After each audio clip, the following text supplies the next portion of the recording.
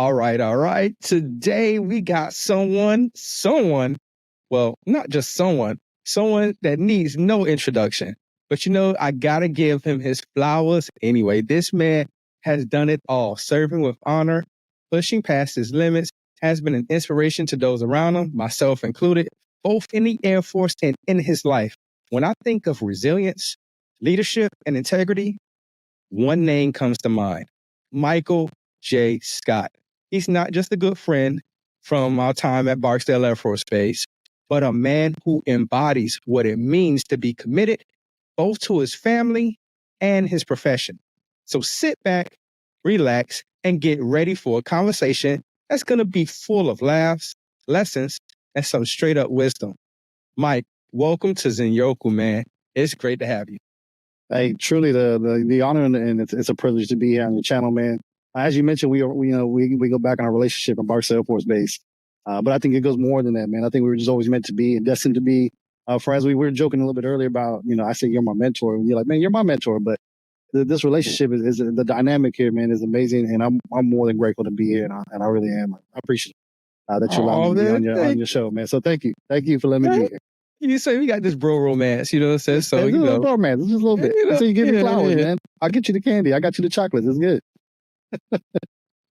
So, let me ask the first question. So first off, I got to ask this, what's your favorite anime and how has it impacted your professional and personal growth? Oh, man, there's a lot. There's a lot of animes out there.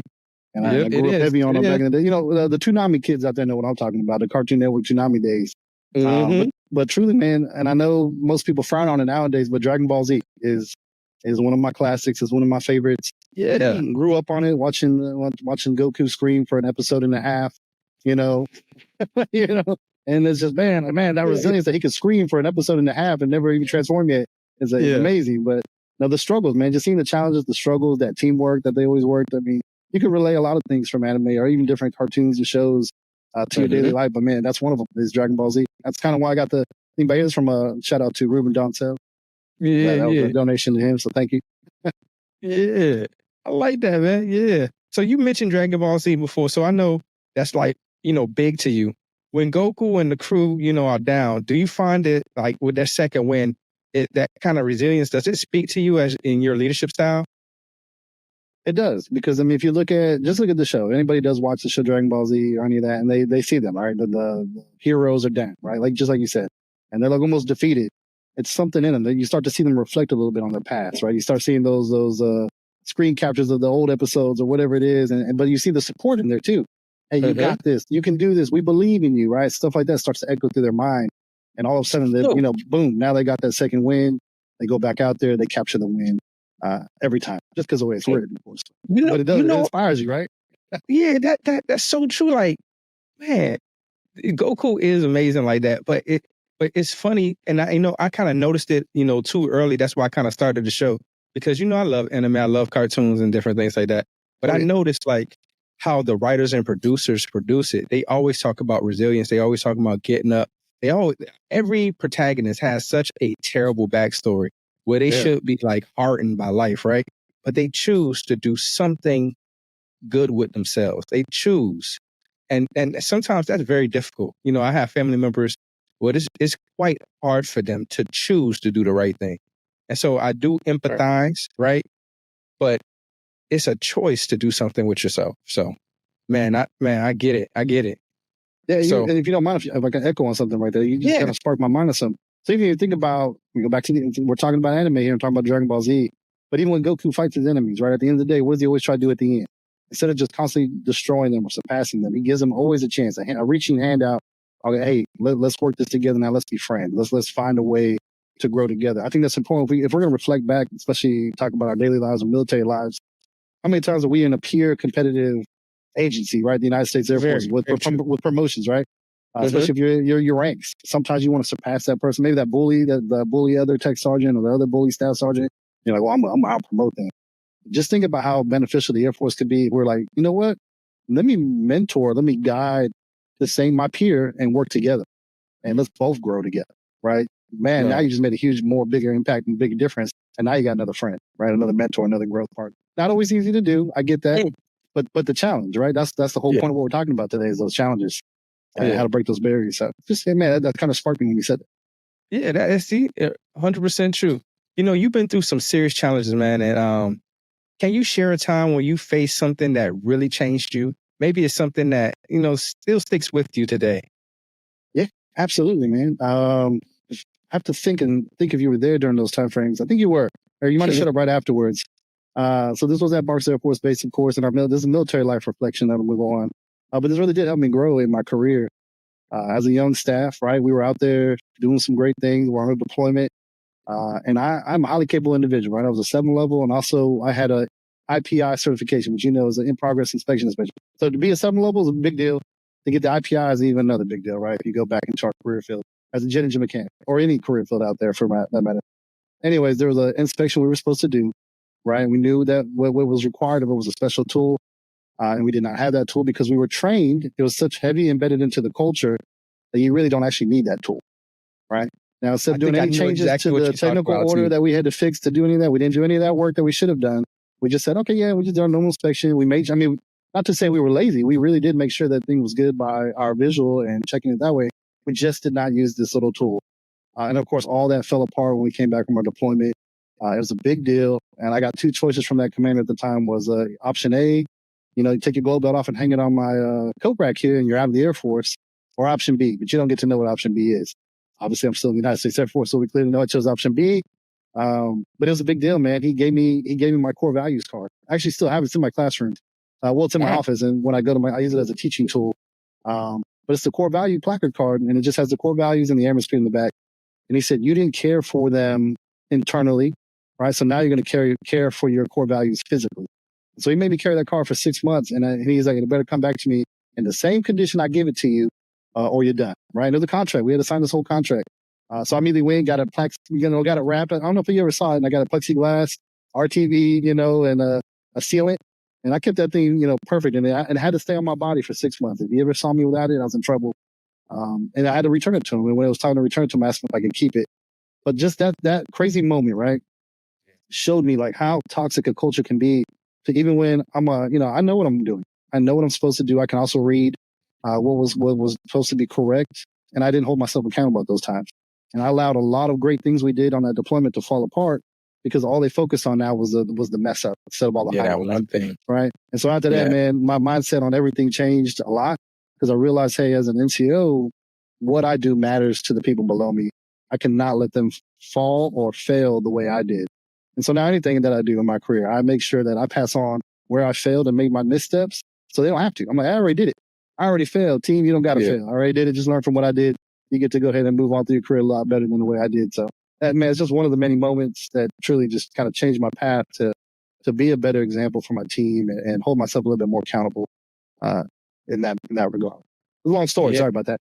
No, I love that, man. Talk your talk, fam. Yeah, man. It all goes back to that one thing I heard years ago, and I still take it to this day, even though it's kind of like an oxymoron. Trust, but verify. Oh, man. You know what I'm saying? Like we say that a lot, you know what I'm saying? Especially out at everybody who's watching, we are in the military, right? We in a maintenance culture. And so maintenance culture is a little different. It's three career fields that are really crazy. One is special forces, 2 is security forces, and 3 is just maintainers. Well, not career field, but culture wise, right? Communities. And maintainers, I'm not sure if you guys know, are crazy. We're a different breed. And we're called upon to do so, because of the importance of our job, right? We are, what's the thing that they said pilots need heroes? So pilots need heroes too, man. They really do. It's a maintainer. Yeah. So, like he was saying, trust but verify. Like Mike was saying, trust but verify. It's such a big thing in the military. But, a lot of people say, well, if you trust me, then why do you need to verify? Right? Yeah. But it's so important that you do so. So because you have their back. At the end of the day, that's the reason. Is because I have your back. And I don't want you to ever fail. Right? Nothing wrong with a second pair of eyes. You know what? I got to ask you a question. Yeah. If you could be an anime character for one day, who would it be and why? I'm guessing Goku, but I want to hear from you. That's a good one. That's a good question. Man, any anime character, why? Man, you know what? I would have to say almost Vegeta though. I'd actually go Vegeta because his drive and his passion comes not from like trying to do this. It's because competitive. That competitiveness though drives him to constantly be better. Yet he doesn't do it in a. Well, he used to. In the beginning, he did, but he doesn't do it in a. I guess I'll say a distasteful way. As I said, but he has all the same capabilities as Goku can still fly. That's cool, right? Everyone wants to kind of fly sometimes. Power up and charge, and he's a short king, me as well, 5'7". So he got the widow's peak. I still got some of my hair, I'm not all the way there yet, but I don't know. I feel like maybe I'll go with Vegeta just to have some of that drive because sometimes I don't have that competitiveness. A lot of times, what I've known in my career, and this was told to me a lot actually by a lot of previous supervisors back in the day, was the reason you fail so much, Sergeant Scott, or you don't get promoted is because you don't put yourself in for no awards, you don't put yourself in any of these things. But a lot of times I was like, hey, well, if I'm a tech, I'm taking away from my staffs, right? Because we're in the same category. So how could I, as the person in charge of our office or our section, put myself in over my team when half the time whatever the team did is the reason we're so successful anyway? So it was hard for me to always get that mindset. But at least maybe if I had that mindset a little bit, maybe my career would have progressed a little bit more faster. But you know what? I'm kind of actually happy the way I think I've done it. And took care of the team first. That's normally what it's all about. No, you're 100% right. And man, I do the same thing. And it has happened to me a lot of times. Like, honestly, my supervisors had to order me like, hey, you need to write yourself a package this quarter. And I'm like, okay. Yeah, yes, sir. I'll get it done. But, I'm thinking about my guys. And I know if I say, well, I think, what's his name deserves it. He going to be like, I told you to write. Yeah. You know what I mean? So I was like, okay. So yeah, man, trust me, I get you. I always like to take care of my guys first and then, put myself on the back burner, but I'm learning that it has to be, balance, but that is very difficult to have balance. Especially in what you're trying to do, man, because life is full of ups and downs and circles and rounds and it never goes in a straight line. You know what I mean? So yeah, I get you. You always big on integrity and, and why do you think that is one of the most important qualities, and for success? And what make you want to show that in your day-to-day life? I think just when you truly think about what integrity is, right? It's just doing. We always say, right? We say, "Oh man, it's doing what is correct when no one's around." I think it's actually doing what's correct when everybody's around, right? Yeah, because that's when it matters the most. If nobody's around and I do something correct, that's great. But if I do what's correct when everybody's around, when it's a difficult choice, it's something so much bigger and so much more impactful for people to see that, right? To see that integrity. And I'm always transparent with that. Just like you said, I'm always transparent with like, hey, I expect the honest truth. I expect you to do what's right. Because when you tell me that you messed up, I can be there to help you and guide you, that integrity. But if you try to cover it up and hide it, it's only going to make this whole team, whatever the effort is, it's going to fall apart that way, right? Truly being upfront, integrity, doing what's right when everyone's around, it's such a big deal, right? And if you do it right the first time, you don't have to worry about it again. But now it's a big deal. I think integrity is not one of those number ones. No, you're right. And and that brings me to my next question. For what I've seen, you mentored a lot of people in your time, especially at Barksdale, and now, with your job that you're doing right now as an instructor. But I don't really even see you as an instructor. I see you as a pivotal mentor, teacher. Like I'll call you sensei, right?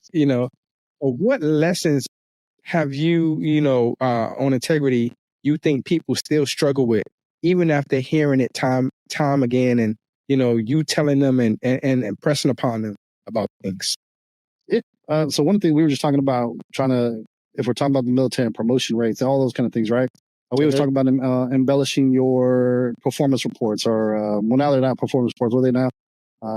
Performance briefs. Performance briefs, right? Yeah. But if you don't, right? If you don't embellish a little bit, how do you maintain the same level as your peers, right? Because everybody knows that they're all doing it. So when we challenge people, like, hey, you got to have the integrity, right? What's correct, man? Find that data.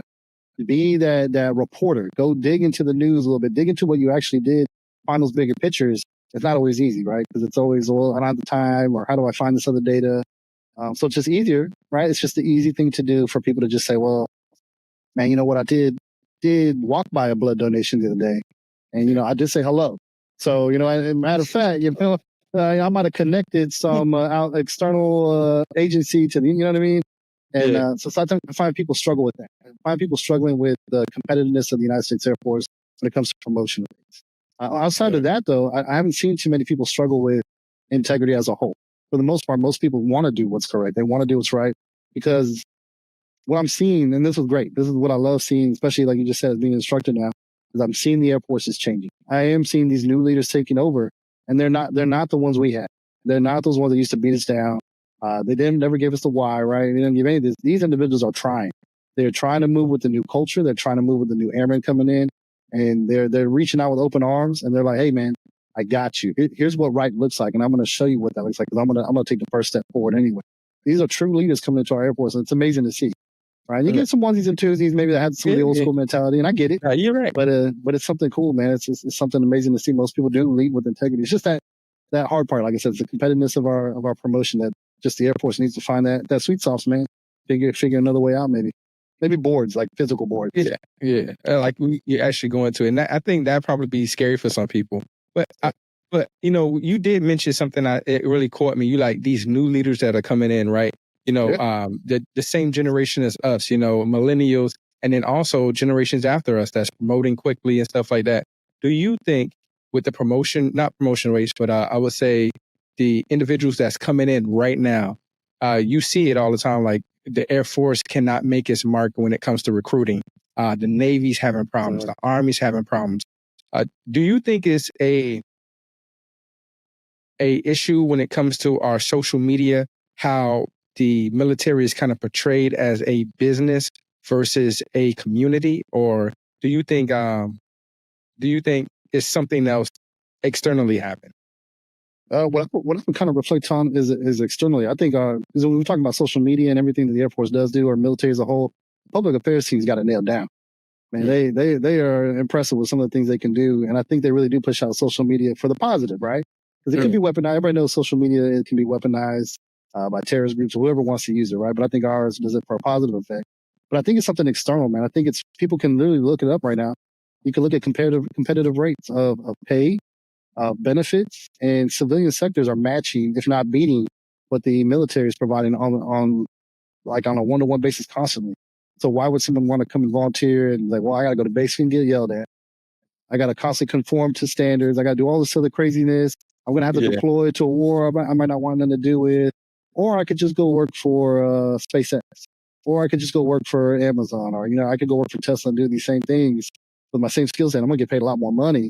Because, as a matter of fact, well, you might be hitting on something. It might be the social media influence on the civilian sector that's kind of changing the narrative for most of our people because they see the flashy lifestyles, right? Why join the military when I could come and be a YouTuber or I can go on Snapchat, and do my thing real quick and do my sponsors and be like, all right, cool, I'm out.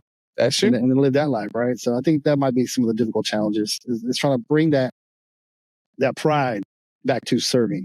And unfortunately, what we saw last time, right, the big influx when we did finally have that big surge was 9/11.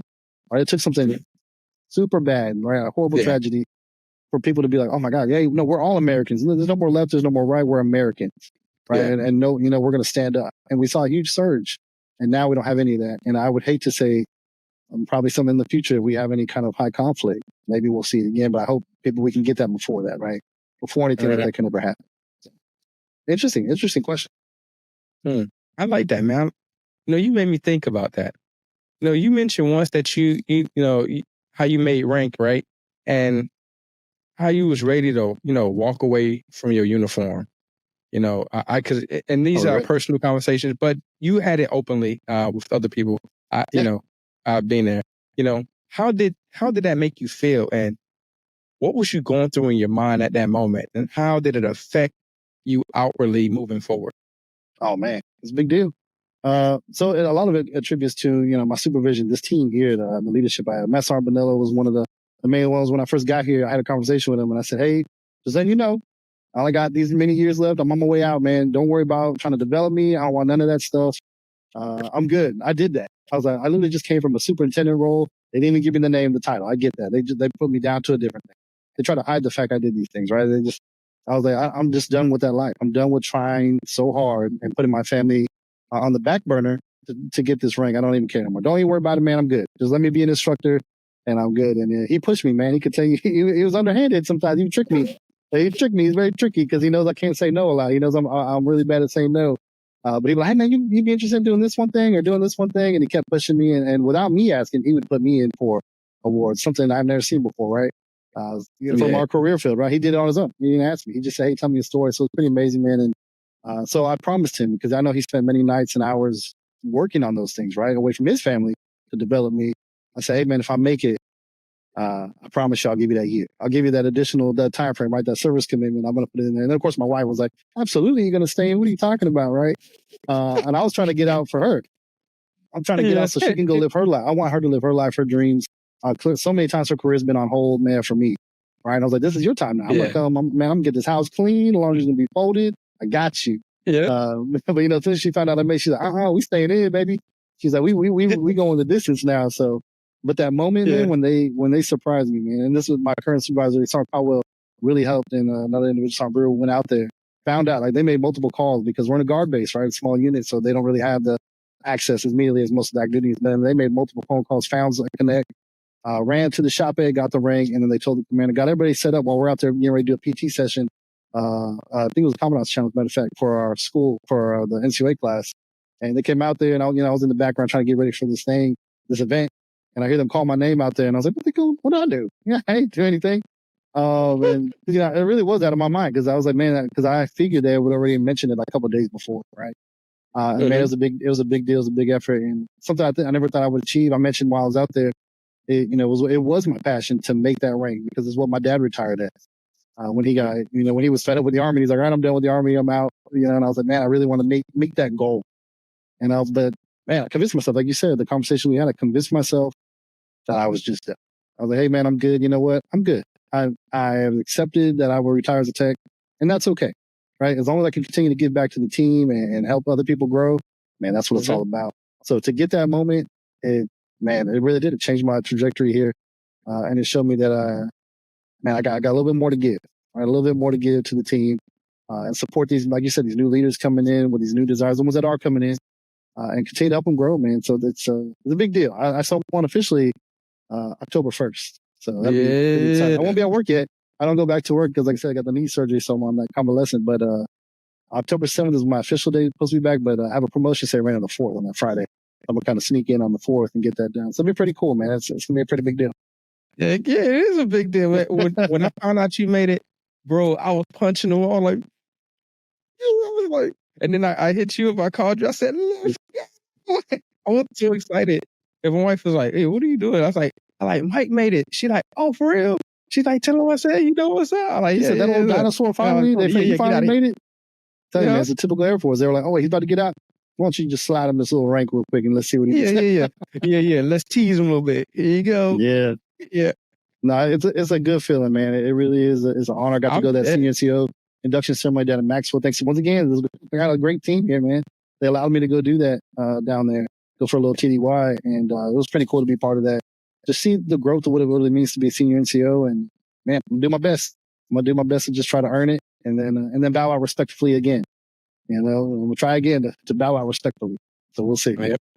Yeah. And so you talked about how much your family means to you, and man, I gotta say it is beautiful hearing you talk about being a dad, about being a husband.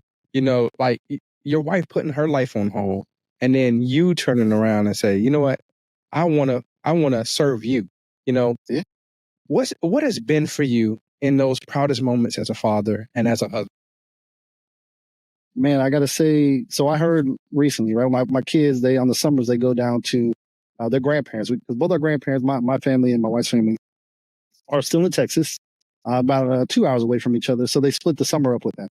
And it was really cool to get some feedback from my mom and dad saying, hey, your kids talk highly of you. Awesome. They're like, oh man, you know what I love the most about my dad is, I know he's tired a lot, but he'll come home and I'll be like, hey, you want to play football? And even though I can see he's really tired and exhausted or almost half asleep sometimes, right on the couch, he's like, yep, let's do it. And he goes out there and plays football with us, or, well, you know what I mean? Or he's always doing projects with us, or he plays the games with us. And just, so man, hearing that and hearing some of that feedback was something important, because I didn't think that they noticed those things. Sometimes you don't think, I'm like, man, they probably only ever see me when I get mad.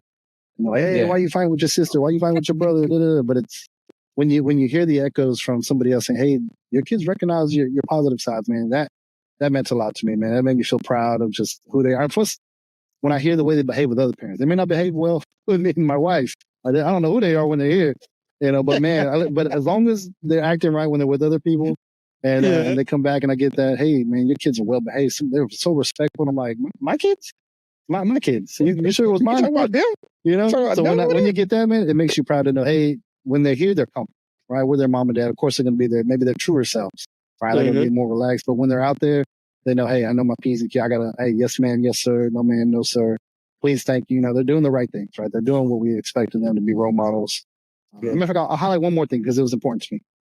My son, I told him the other day, he's my oldest son, Alex. And I said, he's 13. I said, hey, you know, if you ever spend the night at someone's house, right? Parents, you know, just as we would do, right? If you had your friends here, you know, your guests ain't going to pay for nothing. We're going to take them out, get them whatever they need. I was like, but never take more than what you require, right? Never, if they're like, hey, we'll get you a taco, we'll get you this, we'll get you whatever. I was like, you don't need that, right? Even though they're just being nice. You should know when to kind of cut that off and just be thankful and appreciate what you have. And he did that. They took him to the fair and they wanted to get more. And he's like, no, I got it. As a matter of fact, I got some of my own money. And he used some of his own money because he gets chore money and all that kind of stuff, right? And he used that. And when I found that out, I replenished it right away. I said, hey, man, go ahead and check, because he has a debit card I signed him up for. I was like, go ahead and check your account. Hey, me and your mom are proud of you, man. Thank you for making that decision that we expect of you. And hey, your money's back. You know what I mean? So just moments like that, man, that just, you know, they get you. They get you right here. Yeah, but you're proud of the they're listening. Even though you don't think they're listening sometimes, man, they're listening. So it's pretty cool. Yeah. Well, I hope if your son finds this podcast, he sees that his dad is loved, admired, and is a superhero to more than just him. So, for sure. You know, we both know anime has a lot of say when it comes to growth, leadership, and perseverance. How do you think anime can inspire personal growth and professional development in others? Oh, man, that's a good question. Well, like I said, we'll keep with the theme. We'll keep with the Dragon Ball Z thing, right? Okay. Think about it, right? And how many times, if anybody does watch anime, they do watch Dragon Ball Z, has Goku hit what he thought was his peak, his final form, his final limit, right? And yet he doesn't just stop there, right? What does he continue to do? He continues to train. He continues to push those boundaries. He continues to Vegeta, right? Him and Vegeta continue to fight and push those boundaries. And guess what? They break that barrier. That's what it constantly happens with them in the shows. They constantly break barriers. Boom, new form, right? Yeah. Boom, break another barrier. Boom, new form. Even Frieza, right? Even the bad guy is like, oh, it's not even my final form yet, right? There's always something else. There's always another step to you. And I think that's so important when it comes to development because, man, Mike, you can't get complacent in your career. Just because you master a skill set or you master your section and you're like, man, I got this down, man, good to go. And then things are just running smooth. Guess what? Complacency is the biggest enemy to our military sometimes. And guess what? Your section is going to fall apart. You got to continue to develop and challenge yourself. I know we come from an old mindset, and I know you're going to know this. If it ain't broke, don't fix it. Right? We talk about this in my classroom sometimes. But guess what? Just because it isn't broke doesn't mean it can't be improved. Right? It doesn't mean I'm rechanging the whole process. It just means I'm going to improve it. Right? Because we're in a newer time, we're in a newer mindset. You get these new ideas from people. That's what's so important about our classrooms, the way we do things, is because you get a huge mindset of different perspectives, different career fields, different backgrounds, different cultures, and somebody's going to come up with an idea that inspires somebody else, and they're going to build off each other. And boom, guess what? Brand new, improved process that makes more sense for today's time. But it's constant development. It's not being complacent. It's not being comfortable in that space, and constantly challenging yourself for that growth. Right? That's what it's all about. So I'm here. So I'm an instructor now. Because I could have just been stuck in the military maintenance life. Probably. You're right. You're right. Yep. That's true. And because of that, you see growth. And I was reading this book. I forgot. I think his name is something James Clear. It's called Atomic Habits. Yeah. And man, this book is pretty amazing. So it's basically talking about making small incremental changes in your routine, in your habits, in your behavior, right? Nothing big. You don't have to do this insurmountable, crazy, prolific thing. Just small changes here and there can affect such in a big way where it affects your behavior. It affects how you do things, right? So I thought that was, pretty interesting. You know what I'm saying? Yeah. And I think for most people, mindsets, it's easier when you do smarter things, right? When you start doing smarter things to grow, it's easy. My bad. No, it's fine. No, you ain't cut you off. You fine. No, it just makes me think. That's all. And is there an obstacle or moment in your career that you felt like you really shifted things for you that pushed you in new directions that you didn't expect? That's a good question too. Man, you're hitting the hard questions today. Hey, got to dig deep. I would say one moment, there's a different moment than I was previously thinking, but something that does kind of remind me sometimes is how I first handled my first female troop, right? Because before it was, to me, it was just like, all right, yeah, all right, this is what I expect you to do this and that. And it was, at the time, it seemed easy, right? So I got my first female troop and I didn't realize the different situations that would occur and the challenges that she would have compared to her male counterparts.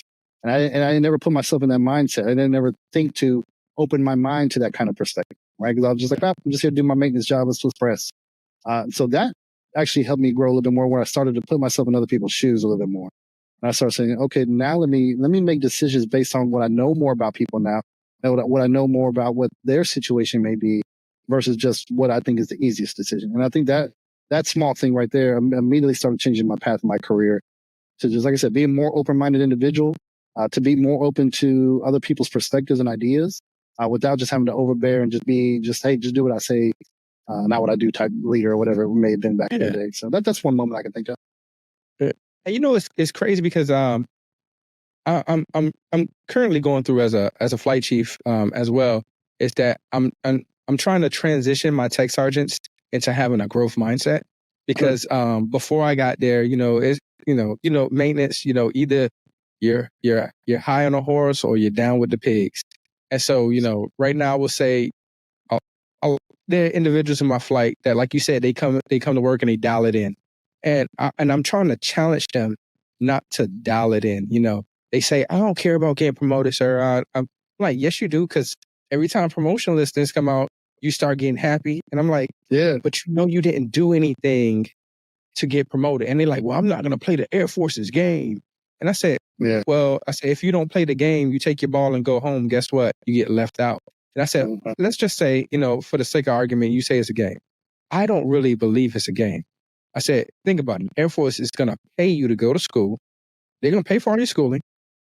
They're paying for that. I said, then they're going to give you time to go volunteer in the community, in the squadron, and to network and grow with people. I said, and then they're going to want to pay you to get promoted and do better with yourself. I said, so is that playing a game? I said, if that's so, then the game seems kind of rigged in your favor. Yeah. You know, but they're like, well, you know, I just want to take care of my guys. And I said, well, what? I said, let's follow that premise. You want to take care of your guys. I get it. Cool. I said, I was the same way.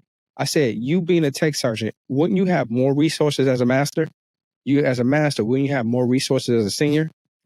Can you network and connect with and open doors for your troops a lot more as this and that? And they started thinking, they're like, yeah.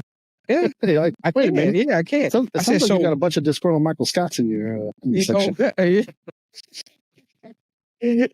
was my old mindset. I would call them Michael Scott, but it's disgruntled people. So with that, you know, you got to deal with that, and I'm trying to motivate, but I feel like I'm chipping away. You know, 9 months later, they're starting to understand what I'm trying to do.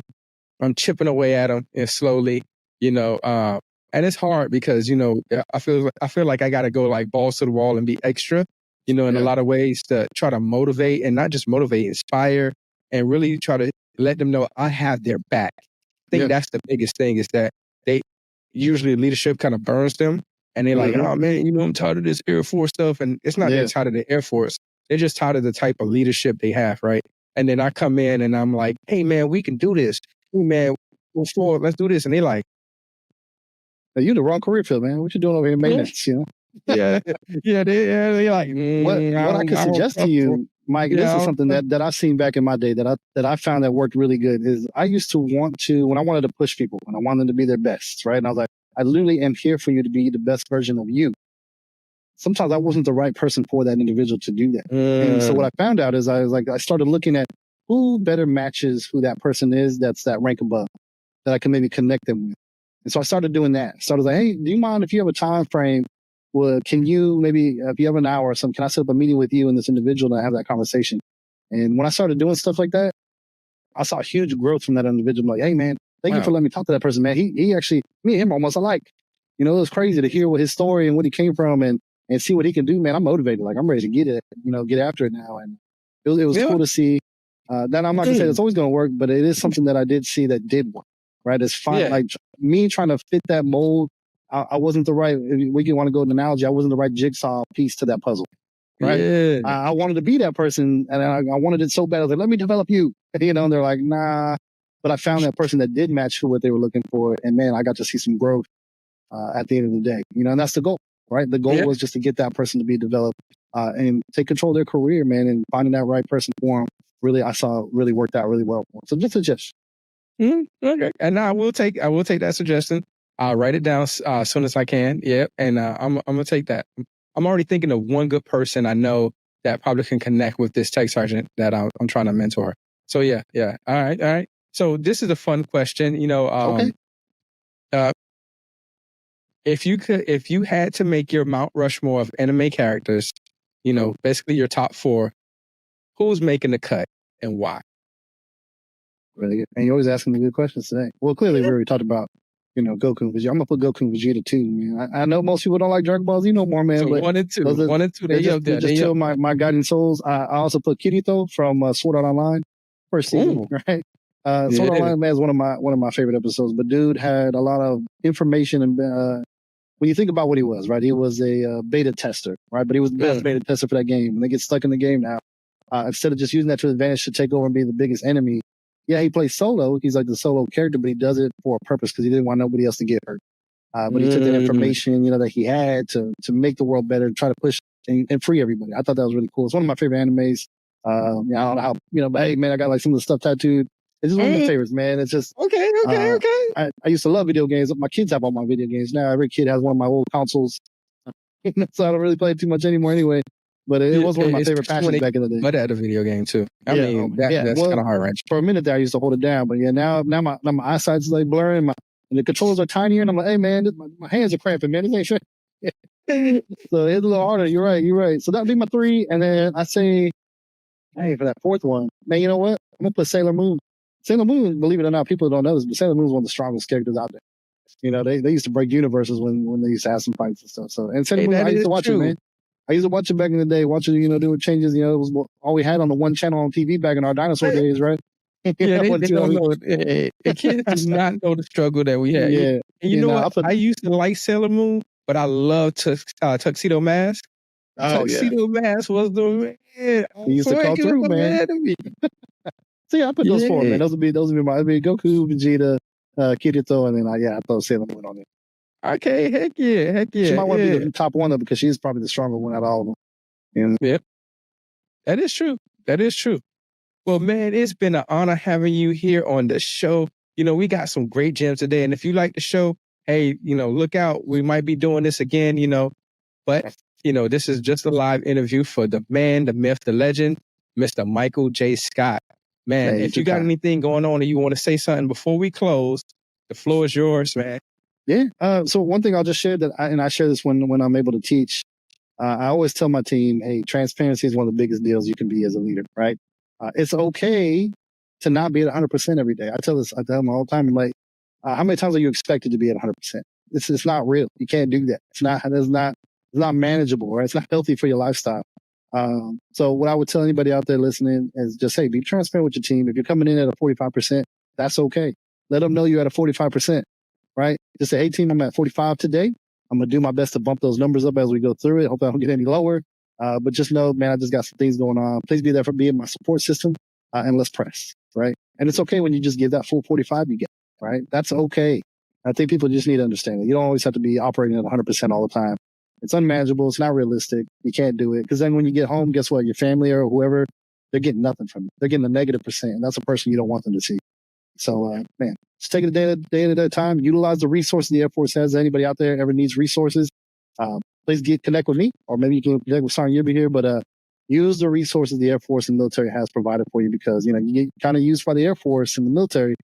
Use the resources they're providing you as well to grow and develop yourselves through your career, and be ready to retire like myself in 2 years. Yeah. But that's all I got, man. I'm just blessed to be here, and I'm grateful and truly appreciative. So thank you for having me on the show, man. Okay, well that is what it is, y'all. Hey, this is the Yoku Podcast. I'm your host, Michael Yerby, and it's been another one. Peace. Peace.